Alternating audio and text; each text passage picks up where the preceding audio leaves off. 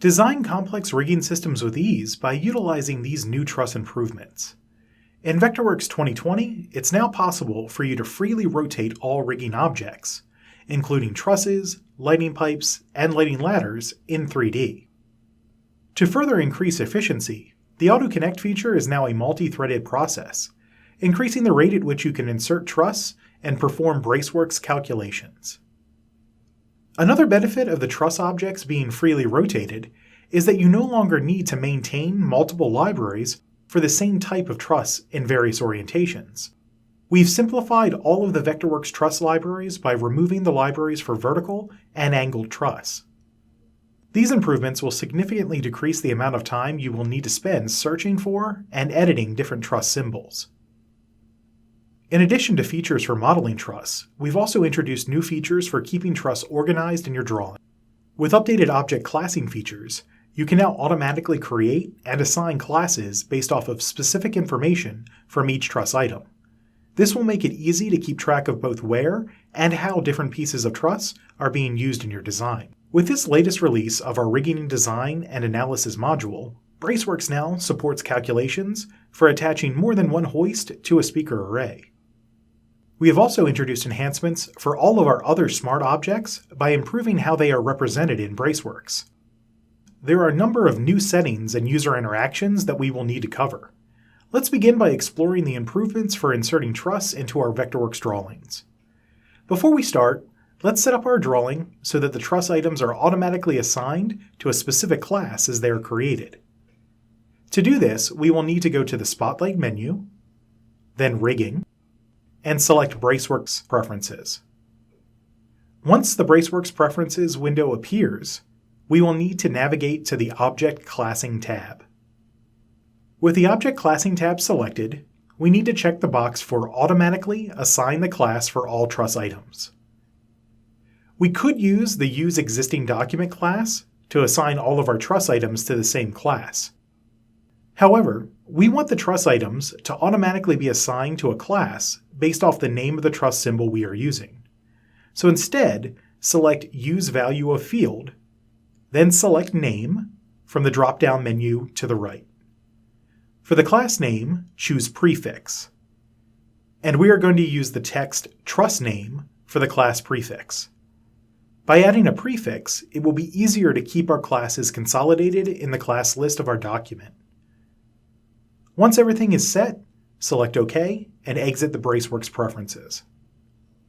With our object classing set up, we will open up the Resource Manager to find the truss symbol that we're going to insert.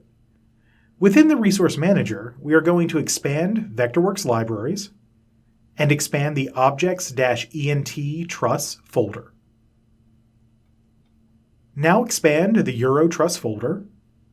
If you take a look at the list of files, you will see two main options, straight and corners. Because truss can now be freely rotated, there's no longer a need for files containing vertical or angled truss symbols. From the list of files, we're going to select the FD44-straight file. Next, open the straight folder. With the folder open, double-click the very last symbol for FD44-400. This will automatically activate the Insert Truss tool. And if we look near the top of the screen, you will notice that we have a number of new tool modes for inserting truss.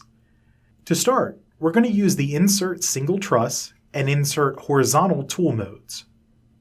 With the correct tool modes active, insert a piece of truss into the file by drawing a line on the design layer. If we go back to the tool modes, we can set the truss to automatically insert at an angle by choosing Insert Truss Tilted from the second set of tool modes. We also need to set the hanging angle to 30 degrees. When we go to insert another piece of truss, it will now be placed in the drawing with a 30-degree hanging angle. We can see this in a front view as well. Now let's say we need to insert multiple pieces of connected truss at 30 degrees. If we set the first set of tool modes to insert multiple truss, we can do just that.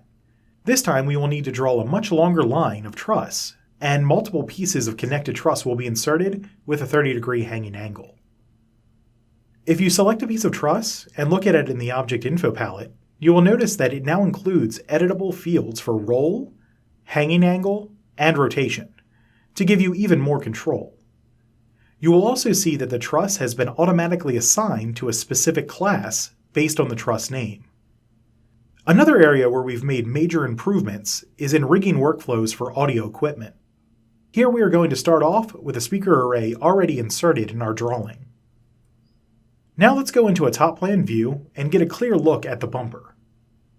With the speaker array selected, we can go to the bottom of the object info palette and choose to show rigging guides, as well as set the hanging support to multiple hoists. With the rigging guides enabled, we can now activate the hoist tool and begin placing our hoists. We are going to place 2 front hoists and 1 center hoist near the rigging guides. As we are placing the hoists, you will see the red line appear from the Auto Connect feature, similar to what we see when attaching hoists to truss. With the hoists attached, let's take a look in 3D to see how everything is lining up.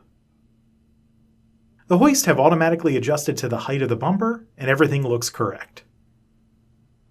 Lastly, if we run a Braceworks calculation of the suspended speaker array, we will see that all of the relevant forces have been calculated and the system is properly supported. At this point, we're ready to move on to the next speaker array in our project with the confidence that we've incorporated safety into our design.